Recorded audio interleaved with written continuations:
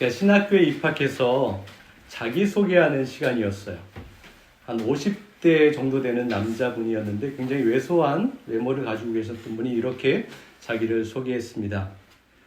저는 예수님이 메시아이시고 나의 구원자이심을 믿는 유대인입니다. 제가 신학교에 들어온 이유는 주님의 식탁에서 떨어지는 빵 한 조각 부스러기의 은혜를 받기 위해서 왔습니다. 부스러기의 은혜만 받아도 저에게는 충분합니다 라고 그렇게 이야기했어요.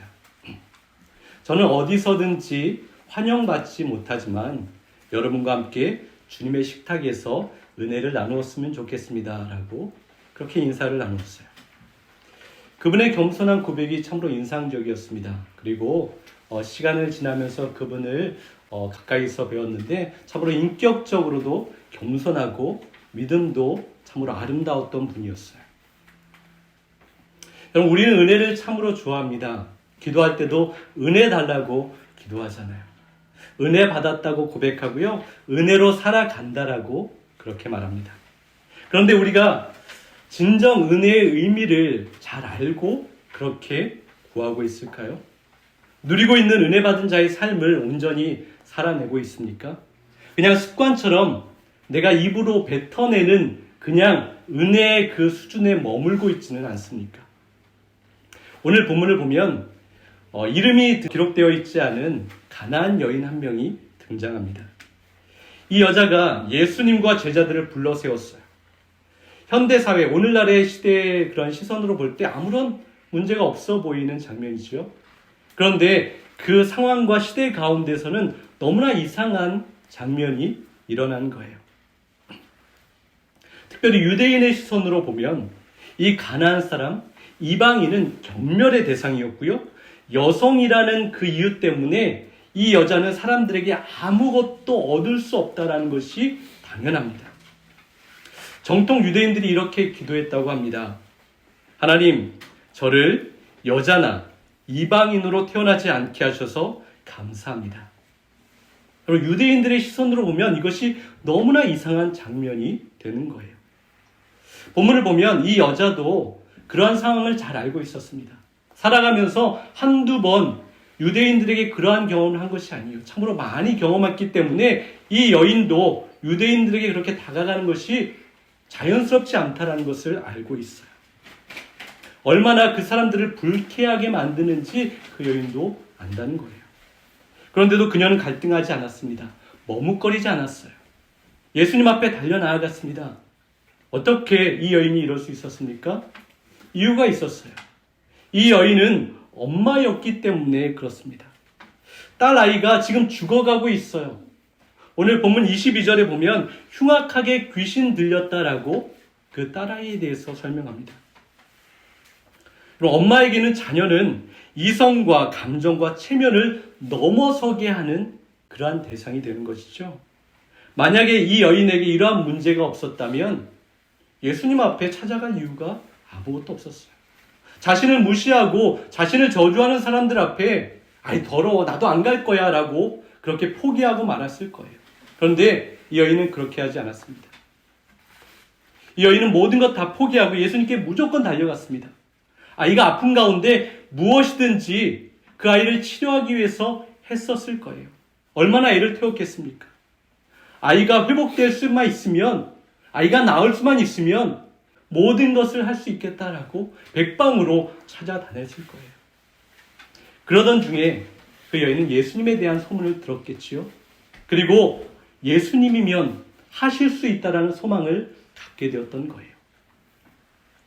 여러분, 이 여인에게 죽어가는 아이, 흉악하게 귀신 들린 아이가 얼마나 큰 아픔이었을까요? 견디기 힘든 문제였어요. 자신이 너무나도 재수가 없어서 저주받아서 누구나 손가락질하는 그러한 인생처럼 보여졌을 겁니다. 그런데 여러분, 잘 생각해 보세요. 이 문제 때문에, 아픔과 고통 때문에 예수님을 찾아갈 수 있게 되었습니다. 바로 큰 고통이 감당할 수 없는 두려움이 이 여인을 예수님께로 인도하였어요. 우리도 그렇습니다. 수많은 문제가 있습니다. 두려운 걱정들이 하나 둘이 아니어서 때로 밤에 잠을 들지 못할 때가 많이 있어요. 그런데 여러분, 우리가 바로 문제 때문에, 두려움 때문에, 아픔과 고통 때문에 더욱 주님께로 달려나가지 않았습니까? 주님께 매달리지 않았습니까? 주님만이 도우심임을 알고 주님 앞에 기도하며 엎드리지 않았습니까? 바로 하나님을 더욱 깊이 알아가는 자리에 있게 되었다는 사실을 우리는 잊지 말아야 합니다. 22절 한번 보세요. 소리질러 가로되 주 다윗의 자손이여 나를 불쌍히 여기소서라고 여인이 말하고 있어요. 여자가 예수님께 소리쳤다라고 기록하고 있죠. 원문의 정확한 표현을 보면 계속해서 소리 지르고 있었다라고 기록하고 있습니다. 한번 소리친 게 아니에요. 예수님께서 들으실 때까지 계속해서 소리 지르고 있어요. 예수님께서 멈추실 때까지, 예수님께서 들으실 때까지, 나를 돌아보실 때까지 이 여인은 소리치고 있습니다. 다른 번역본을 보면 여자가 예수님을 향해 울부짖었다라고 기록하고 있어요. 이 여인의 간절함이 보이세요? 눈물, 콧물, 범벅이 될 정도로, 목이 쉴 정도로 예수님을 부르고 있는 거예요. 죽을 힘을 다해서 간절하게 예수님을 찾았습니다. 그런데 오늘 성경을 읽어보면 잘 아시겠지만 예수님은 아무 대답도 하지 않으셨다라고 말하고 있어요. 그리고 궁금해하고 있는 제자들에게 예수님께서 이렇게 말씀하십니다.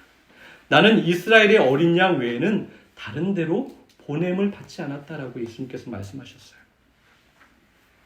더 예수님께 가까이 나와서 절을 합니다. 엎드렸어요. 그리고 이렇게 이야기합니다. 주님, 나를 도우소서. 26절에 예수님께서 이렇게 답하시죠. 대답하여 가라사대 자녀의 떡을 취하여 개들에게 던짐이 마땅하지 아니하다라고 예수님께서 말씀하세요. 여러분들 이것을 읽으면서 어떤 생각이 드세요? 예수님께서 이 가련한 여인에게 너무하시다라는 생각이 들기도 합니다. 여러분, 우리도 이러한 경험을 할 때가 있었을 거예요. 하나님 앞에 정말 견딜 수 없는 문제를 가지고 애통하면서 부르짖으면서 은혜를 구했던 적이 분명히 있어요. 그때 마치 이 여인에게 예수님께서 행하셨던 것처럼 나는 지금 너무 힘든데 하나님은 아무런 대답도 하지 않으시고 울부짖는데 나의 어려움을 돌아보지 않으시는 것 같은 그러한 경험을 할 때가 있었습니다. 그때 우리는 어떻게 반응했습니까? 여러분은 어떻게 반응하셨어요? 쉽게 포기할 때가 많았죠. 원망만 할 때가 많았습니다. 하나님께서 나를 돌아보시기는 하는 거야? 하나님께서 이 일을 해결하실 능력이 있기는 하신 거야? 하나님 앞에 삐질 때가 참으로 많이 있었어요. 마음이 상할 때가 있었습니다. 그래서 예배하는 것, 기도하는 것, 하나님 위해서 헌신하는 것이 마음이 상하여서 제대로 하지 않을 때가 너무나 많이 있다는 거예요. 그런데 이 여인의 모습을 한번 보십시오. 예수님 앞에 절했다라고 기록하고 있어요. 세 번역에 보면 무릎을 꿇었다라고 해요. 경배하며 나간 거예요. 하나님을 예배하였다라는 것을 의미합니다. 포기하지 않았어요. 실망하지 않았습니다. 삐지지 않았어요. 예수님 앞에 나아가지 못하게 하는 수많은 장애물이 있었는데 그 많은 장애물이 이 여인의 믿음을 흔들지 못했습니다. 오히려 이 여인의 소망은 더욱 커졌습니다. 27절에 주님 사실입니다. 하지만 개들도 주인의 상에서 떨어진 부스러기를 먹습니다. 이 여인의 고백을 듣고 예수님께서 깜짝 놀라세요.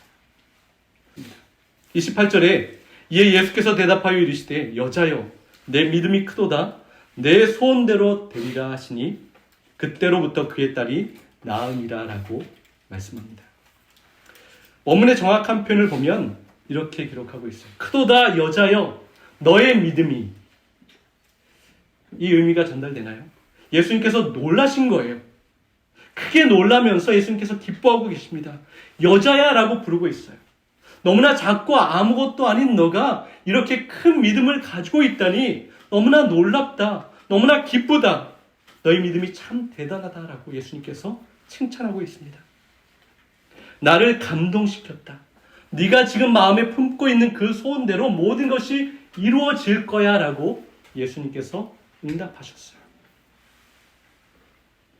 여러분, 이 여인은 주님의 상에서 떨어지는 그 부스러기 하나에 자신의 딸을 치료할 수 있고 낫게 할 수 있는 능력이 있음을 그녀는 믿었습니다.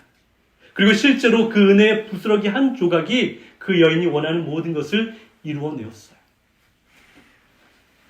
부스러기 한 조각이 죽어가는 딸을 살릴 수 있다면, 부스러기 한 조각이 귀신을 쫓아낼 수 있다면, 부스러기 한 조각으로 이방 여인이 무엇이든지 원하는 것이 이루어질 수 있다면, 여러분, 부스러기 한 조각에 이렇게 놀라운 능력이 담겨 있다면, 오늘 하나님의 자녀인 우리가 경험할 수 있는 빵 하나에 완성된 그 안에 있는 놀라운 능력과 은혜는 얼마나 되겠습니까?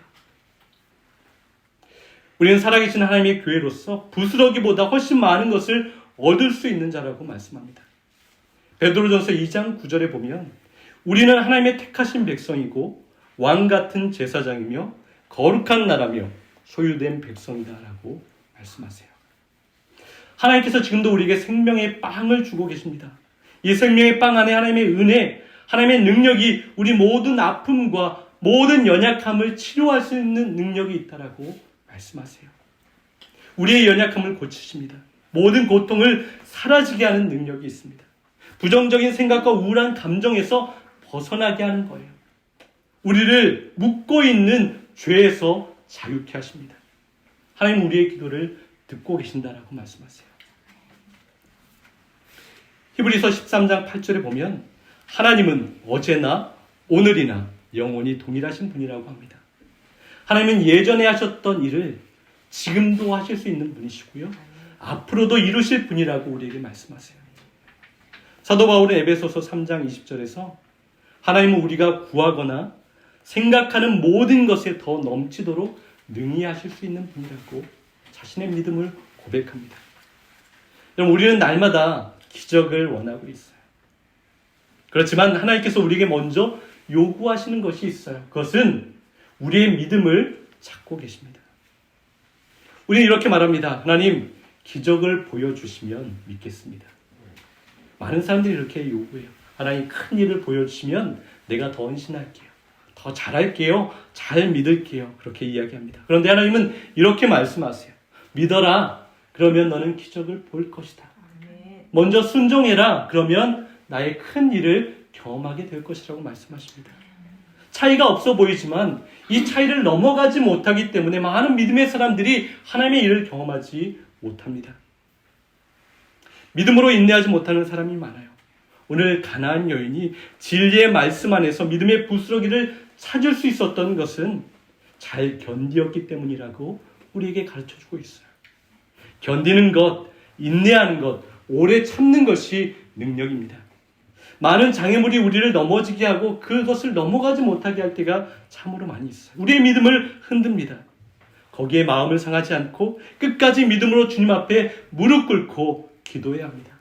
견뎌내며 예배하는 거예요. 하나님을 바라보는 그러한 모습을 우리에게 하나님께서 요구하고 계세요. 본문 28절에 보면 내 믿음이 크도다 내 소원대로 되리라 라고 말씀하세요. 믿음이 크다는 것은 끝까지 잘 기다린다는 거예요. 잘 견뎌내는 겁니다. 지치지 않는 마음을 우리에게 말씀하고 있어요. 다니엘이 사자굴에 던져졌을 때 하나님이 사자들을 죽이시고 그를 건져내실 거라는 그러한 기대를 했을지도 모르겠습니다. 다니엘과 3명의 친구들이 풀무불에 던져졌잖아요.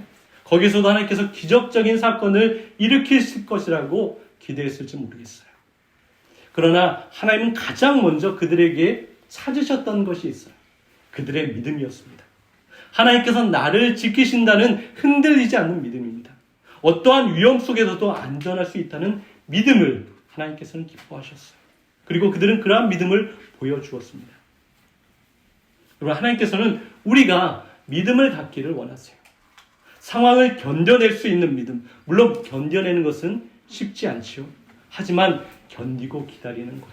때로 견디고 기다리는 것이 비참함이라고 생각할 때가 있어요. 그러나 그렇지 않습니다. 반드시 인내해야 하는 시간이 우리에게 필요합니다. 우리가 기다리고 있을 때 하나님께서 일하고 계신다라고 약속해 주셨어요. 우리는 볼 수 없지만 하나님은 역사하고 계시고요. 하나님께서는 우리의 모든 길을 예비하고 계십니다. 히브리서 11장을 보면 믿음의 승리자들을 우리가 만나게 되는데요. 그런데 한 명 한 명 그들의 인생을 잘 보면 다른 사람들에게 알려지기를 원치 않는 수치스러운 일들을 참으로 많이 행했다라는 것을 알게 됩니다. 과거에 돌이킬 수 없는 잘못을 행하기도 하였고요. 끔찍한 비극을 경험하기도 합니다. 믿음의 승리자라고 그렇게 인정하기에 부족한 것처럼 생각이 돼요. 그런데 그들이 세상이 감당할 수 없는 은혜의 승리자가 될 수 있었던 이유가 있습니다. 믿음의 부스러기 한 조각을 붙잡았던 사람들이었어요. 소망의 그 한 조각을 끝까지 붙잡고 포기하지 않았습니다. 그 안에 능력을 발견했어요. 자신의 삶의 자리에서 어떻게든 믿음으로 살아가려고 치열하게 싸움을 싸워내었던 사람입니다. 부스러기를 끝까지 잡았던 그 사람들에게 하나님께서는 끝까지 신실하셨어요.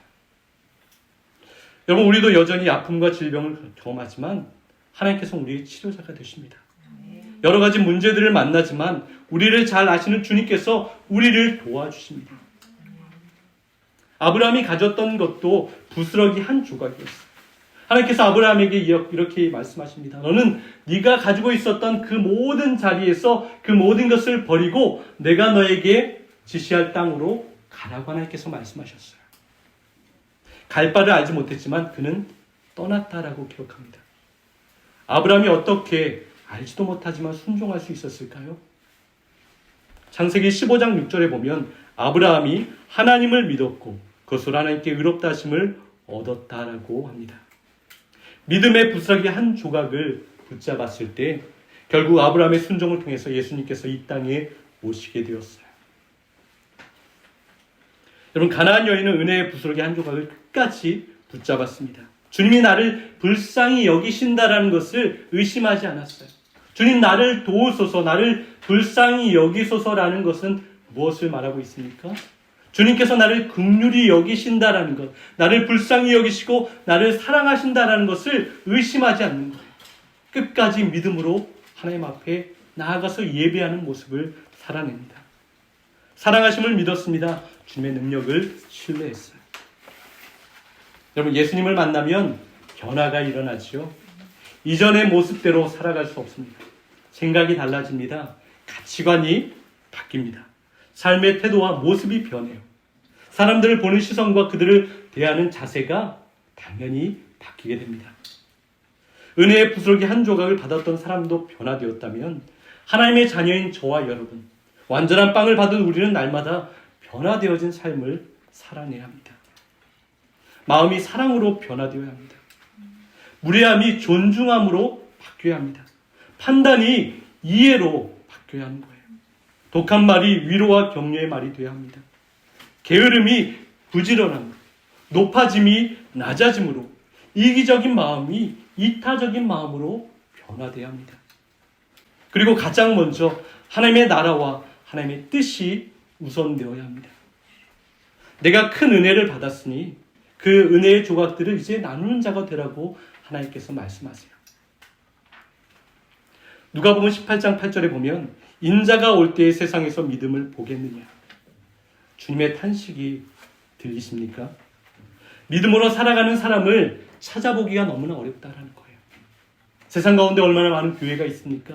얼마나 많은 사람들이 있습니까? 믿음으로 살아간다라고 이야기하고 나는 교회에 다니는 사람이라고 이야기하지만 정말 믿는 사람들을 찾아보기가 힘들다라는 것을 말씀하고 있어요. 교회 생활하는 사람들도 누구도 손해보지 않으려고 합니다. 욕심이 너무나 많습니다. 믿음으로 살아가는 것이 미련한 것이라고 생각하기도 합니다. 여러분, 오늘을 살아가는 저와 여러분이 주님께서 찾으시는 믿음의 사람이 되기를 소망합니다. 은혜의 조각을 끝까지 견디며 붙잡는 자들이 되어야 합니다. 하나님께서 우리를 얼마나 사랑하시는지 기억하십시오. 환경이 어렵고 문제가 있을지라도 거기에 넘어지지 말고 믿음을 굳건히 하는 자들이 되시기를 바랍니다. 요한일서 3장 1절에서 3절 우리에게 주시는 소망의 말씀이 기록되어 있어요. 이렇게 말씀합니다. 보라, 아버지께서 어떠한 사랑을 우리에게 베푸사 하나님의 자녀라 일컬음을 받게 하셨는가. 우리가 그러하도다. 그러므로 세상이 우리를 알지 못함은 그를 알지 못함이라. 사랑하는 자들아, 우리가 지금은 하나님의 자녀라. 장래에 어떻게 될지는 아직 나타나지 아니하였으나 그가 나타나시면 우리가 그와 같은 주를 아는 것은 그의 참모습 그대로 볼 것이기 때문이니 주를 향하여 이 소망을 가진 자마다 그의 깨끗하심과 같이 자기를 깨끗하게 하느니라. 사랑하는 성도 여러분, 한 주간 주를 향하여 소망을 가지고 살아내시기 바랍니다. 주님의 깨끗하심과 같이 삶의 자리 무엇이든지 깨끗한 삶을 드러내시길 바랍니다. 큰 믿음을 나타내십시오. 주님께서 너희 믿음이 참으로 크도다라고 인정받는 그러한 믿음으로 살아내시길 바랍니다. 은혜의 한 조각을 끝까지 붙잡으셔서 주님의 능력을 날마다의 삶 가운데 체험할 수 있는 저와 여러분 될 수 있기를 간절히 소망합니다.